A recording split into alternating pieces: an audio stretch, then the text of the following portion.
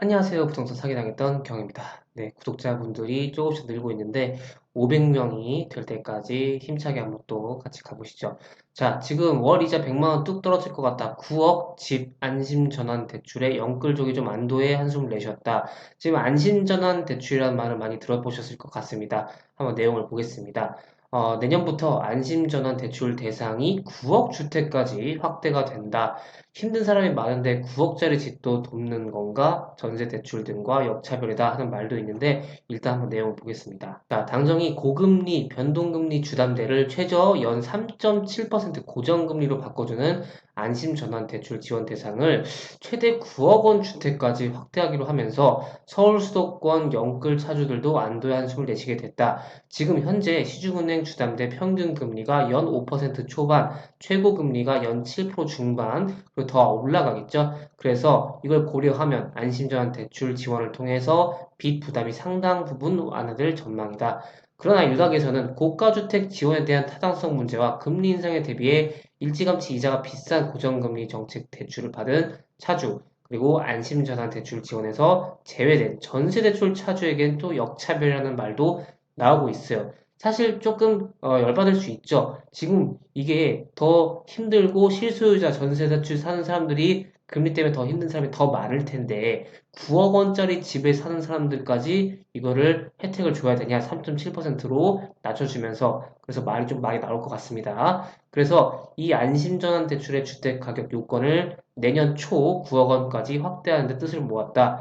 대출 한도도 최대 5억 원으로 늘릴 계획이라고 하네요. 자, 그래서 안심전환 대출은 고금리 변동금리 주담대를 연 3.8에서 4.0, 저소득층 청년은 3.7에서 3.9%의 장기 고정금리 대출로 갈아탈 수 있게 해주는 제도다. 원래 주택 가격이 4억 원 이하, 부부 합산 소득 7천 이하가 대상이었으나 신청이 저조하자 지난 7일 6억 원 이하 주택, 부부 합산 소득 1억 원 이하로 확대되면서 대상자의 어떤 레인지를 좀 늘린 것 같습니다. 대출 한도도 2억 5천에서 3억 6천으로 올렸습니다. 그래서 이 대상이 확대되면서 그동안 주택가격 기준이 낮아서 제외됐던 서울과 수도권 차주들도 좀 수혜를 볼 전망이다. 지난달 수도권 아파트 중위 가격이 7억 3,768만 원, 서울은 10억 8천이에요. 빌라나 단독주택은 이보다 낮다. 안신전환 대출 집값 기준이 9억 원이라 많이 완화된다고 하면은 웬만한 수도권에 있는 아파트에 사시는 분들은 혜택 대상이 될 가능성이 높겠네요. 자, 지금 5대 은행의 주담대 평균 금리가 이 정도 나오고 일부 은행에서는 7% 중반을 넘어선 곳도 있기 때문에 예를 들어서 지금 주담대 5억에 대출금리 6%다. 이렇게 하면 초기 월 이자만 250만 원대인데 안심전환 대출로 한 3.7에서 4% 정도 된다고 하면은 이자가 160만 원으로 지금 90만 원 정도가 세이브가 되죠. 그러나 지금 요게 사실 반발이 많을 것 같습니다. 예를 들어서 난 전세를 사는데 금리가 계속 올라서 4%, 5%, 6% 돼요. 뭐 계속해서 올라가지 않겠지만요.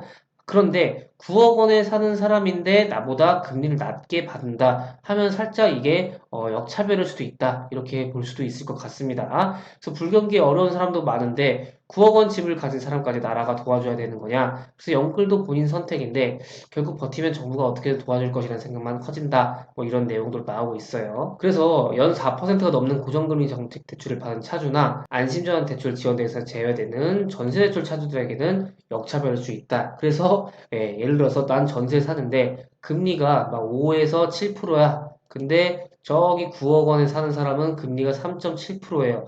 그러면 이제 이게 좀 약간 역차별이라고 생각할 수도 있을 것 같아요. 자, 그래서 이거는 사실 논란이 많겠지만은 제 생각에는 이제 실수요자들, 전세대출 사람들과 1주택자까지는 조금 이제 혜택을 받되 다주택자에 대해서는 조금 이렇게 너무 혜택을 줘서는 또 말이 많이 나올 수 있겠습니다만 이건 또 여러분들의 생각이 다 다를 수 있겠습니다. 네, 그래서 일단은 이렇게 진행이 계속 될 것 같은데 앞으로 나올 말들도 조금 많을 것 같네요. 네, 오늘 여기까지 진행하도록 하겠고요. 조금이라도 도움이 되셨다면 좋아요만 부탁드리겠습니다. 제작에 큰 힘이 됩니다. 그러면 다음 시간에 뵐게요. 여러분, 안녕!